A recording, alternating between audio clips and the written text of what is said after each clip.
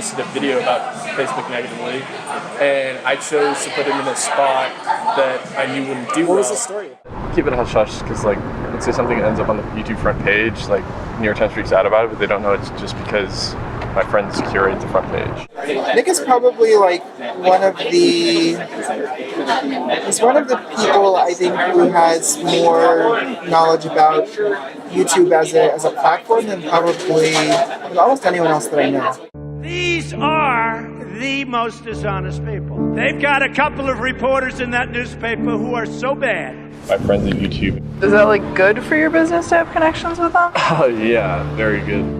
Nick is probably one of the people I think who has more knowledge about YouTube as a platform than probably almost anyone else that I know. I'm a gatekeeper, so I can choose what goes out and what doesn't go out. People say, who are you going after next? There's a lot of other media organizations that need to be exposed. Who here would like us to release undercover videos inside their holy grail, the New York Times? Fake news, New York Times edition. Our latest American Provident investigation has taken us down another unexpected road. New York Times video strategy editor Nick Dudich is back, this time revealing insider secrets about how to manipulate the country's largest social media networks. In our latest meeting, Dudich makes shocking admissions about the New York Times and Facebook.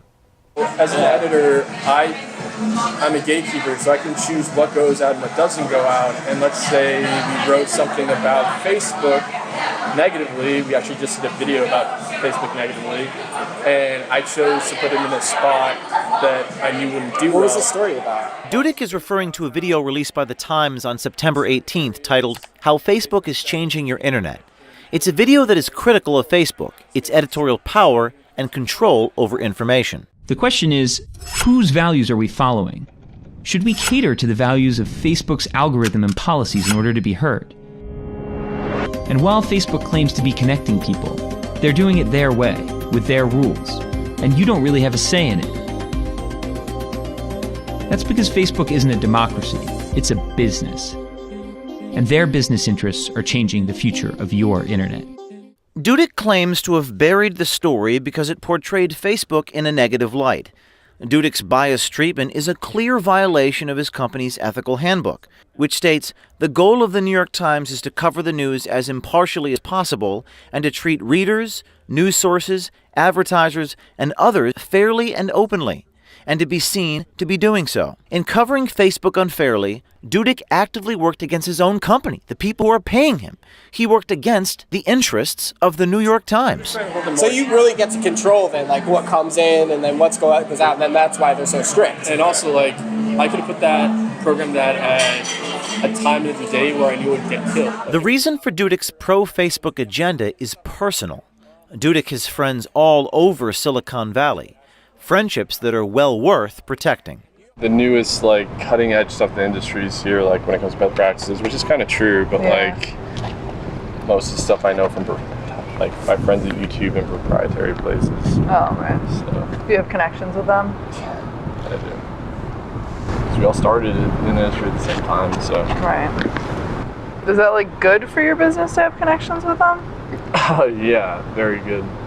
Very, very good.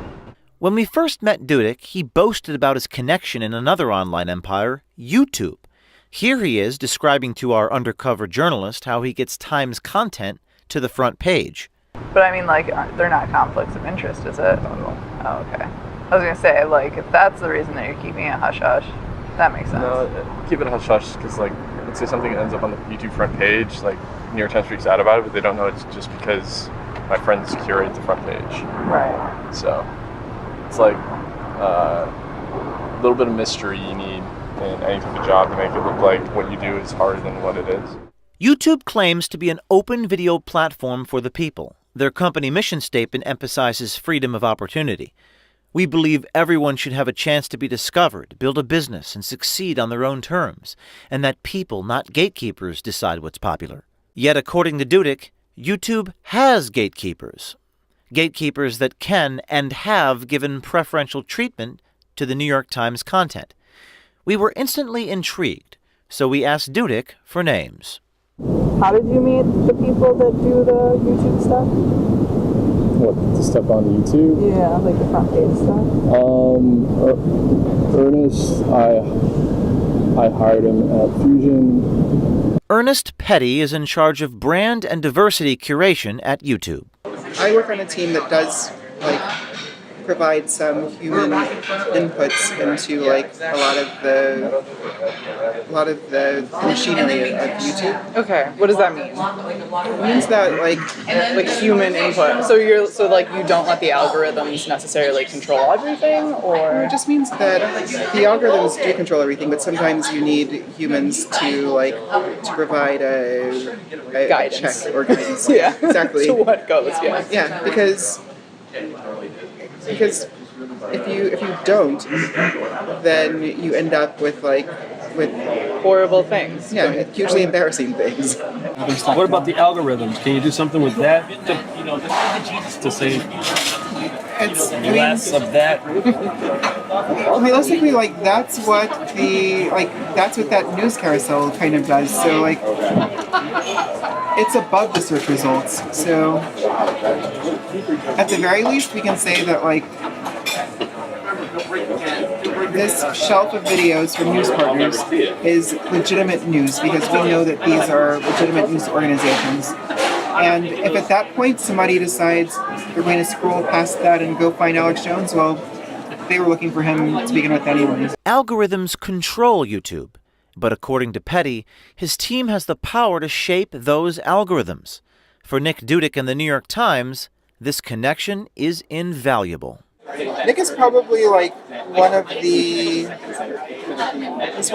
people I think who has more knowledge about YouTube as a platform than probably almost anyone else that I know. From what we've heard, Dudich has more than just knowledge of YouTube, he has access. We wondered, what exactly does a friendship with Petty buy the New York Times? There are things that exist in the product that are definitely optimized for news. We have a news channel page that features news stories from current events, or if you search for if there's a current event that's happening in the world, and you search for it, then there's a shelf of news videos that are about that specific story. YouTube is the second most trafficked website in the world, behind only their parent company, Google. They may not write columns or attend press conferences, but YouTube's audience size makes them a power in the world of journalism. They decide which news sources are promoted to the public with what Petty calls the news carousel. We didn't have this news carousel on the search page a year ago, but now, last night, if you search for Hugh Hefner, there are the search results, but then there's also a carousel at the top of the page that's just news videos, and that's them thinking there's this need. People are searching for a topic that our systems know is a newsy topic. So let's give them videos that we know to be news because we know that we have these news partnerships. Dudich and the New York Times are one of those news partnerships. Petty seems to acknowledge that Times videos get preferential treatment, specifically in the case of the James Comey hearings. So in his case, what he was telling me about was the Sessions hearings. I think it was Sessions, or was it Comey? But okay. I think I know what he's talking about. But why? What do you mean? So. Maybe you know what I know about him. In very rare cases, we will try to make up for the fact that something isn't in the trending tab. Okay. It's very rare. Okay. But in those cases, then we will use some human intervention to make sure that to encourage the thing to be there, basically. So common. Yeah. The media began reporting on YouTube's breaking news carousel in August. In their story, The Verge wrote, "It's unclear whether Google is populating this section algorithmically or curating content by hand." Based upon Petty's comments, the process seems to be a combination of the two. What about the algorithms? Can you do something with that to say it's less of that. realistically, like that's what that news carousel kind of does. So like, it's above the search results. So at the very least, we can say that like this shelf of videos from news partners is legitimate news because we know that these are legitimate news organizations.